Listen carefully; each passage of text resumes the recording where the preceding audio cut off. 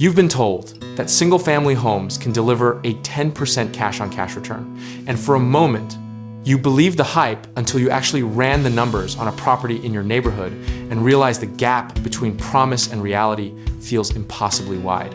Now you're wondering if you missed something obvious, or if the entire pitch was just another real estate fairy tale designed to separate you from your money. Here's what we're going to unpack. Whether that 10% return is genuinely achievable, what hidden factors make or break the math, and why some investors hit it while others don't even come close. We'll dissect the mechanics of cash-on-cash returns, expose the variables that shift everything, and reveal the strategies that turn aspirational spreadsheets into actual monthly deposits. Let's start with the basics. Cash-on-cash return measures the annual pre-tax cash flow you earn divided by the total cash you invested up front.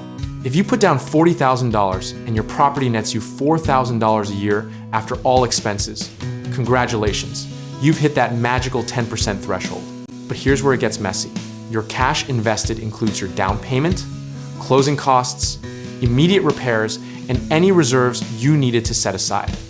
Meanwhile, your annual cash flow is what's left after mortgage payments, property taxes, insurance, maintenance, vacancies, and property management fees have taken their cuts.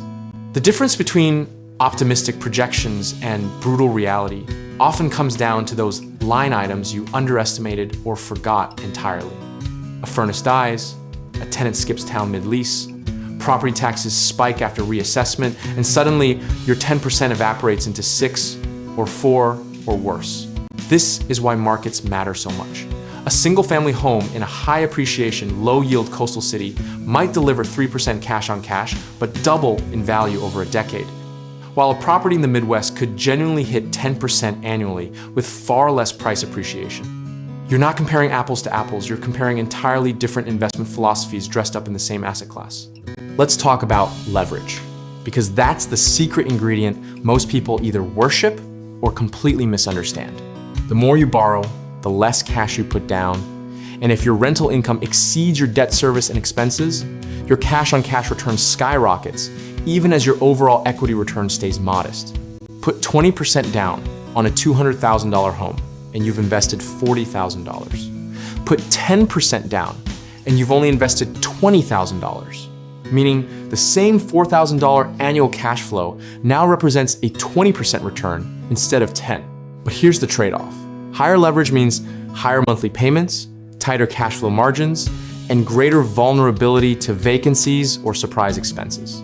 The investors who consistently hit 10% or better aren't relying on luck, they're buying in markets where rents are strong relative to purchase prices, they're negotiating aggressively, and they're often finding off-market deals or distressed properties that don't reflect typical market pricing.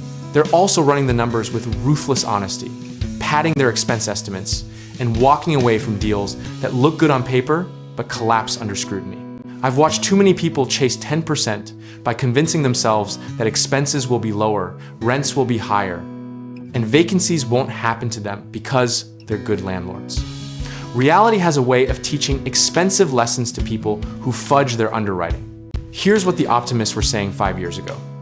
Single-family rentals were the safest, most reliable path to passive income, and 10% returns were practically guaranteed if you just bought in the right zip code. Fast forward to today, and purchase prices have surged. Interest rates have more than doubled, and suddenly those same properties barely cash flow at all. The psychology of this shift is fascinating. Investors who were confident, almost smug, about their 10% projections are now nervously recalculating, wondering if they overpaid or if the market will eventually catch up. Some have doubled down, insisting that appreciation will bail them out. Others have quietly exited, selling to the next wave of believers. But here's the thing. Real estate operates in cycles, and what feels impossible today was routine a decade ago.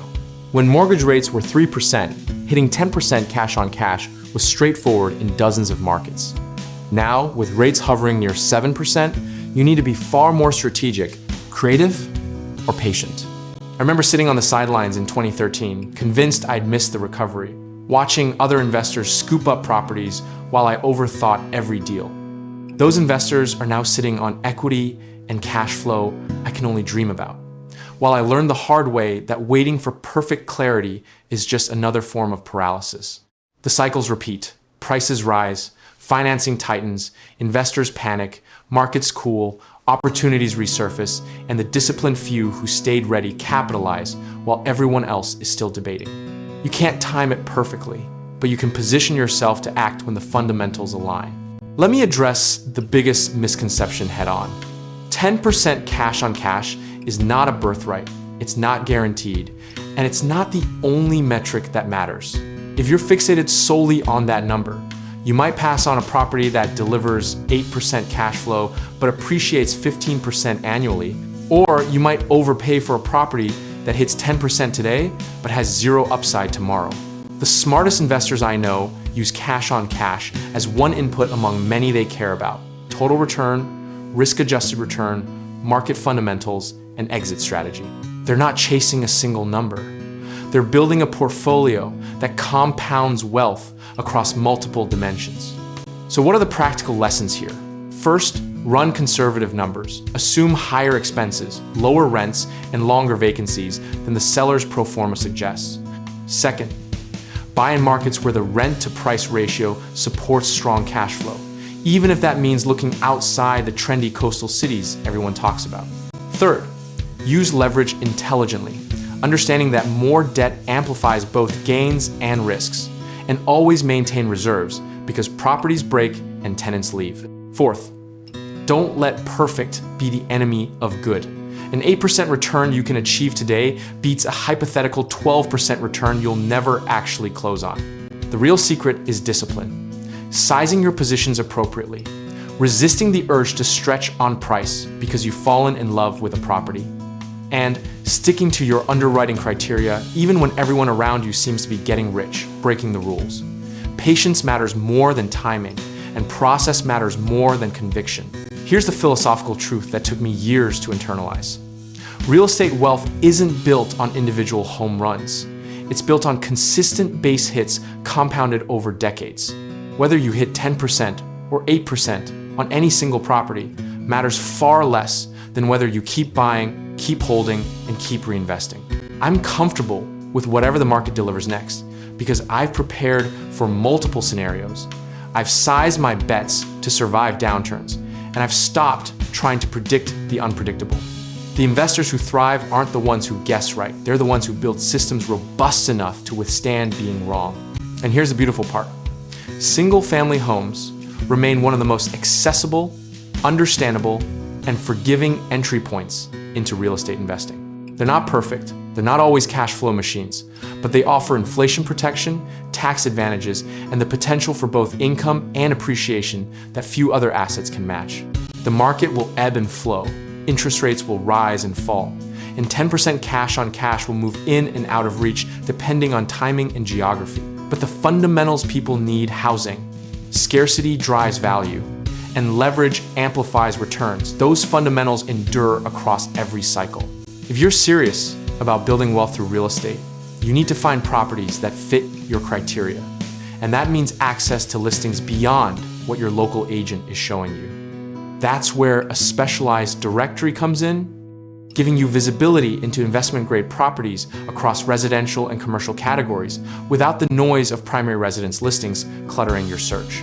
You want a platform that's laser-focused on investors like you, where sellers are listing properties specifically for their income potential, and where you're not wasting time sorting through homes that don't pencil out. That's exactly what www.growthsense.com delivers: a straightforward directory of investment properties where buyers can browse opportunities and sellers can list for free. No gimmicks, no upsells, no bait and switch, just a clean, simple directory connecting investors with properties. Whether you're hunting for your first single-family rental or adding to a growing portfolio, having access to a curated inventory of investment-focused listings changes the game entirely. So here's my ask. Hit that like button if this breakdown helped clarify the 10% question. Drop a comment sharing your own cash-on-cash experiences or market insights. And check out www.growthsense.com to see what's available in the markets you're targeting. The opportunities are out there. You just need the discipline to evaluate them honestly, the courage to act when the numbers work, and the patience to let compounding do its magic over time.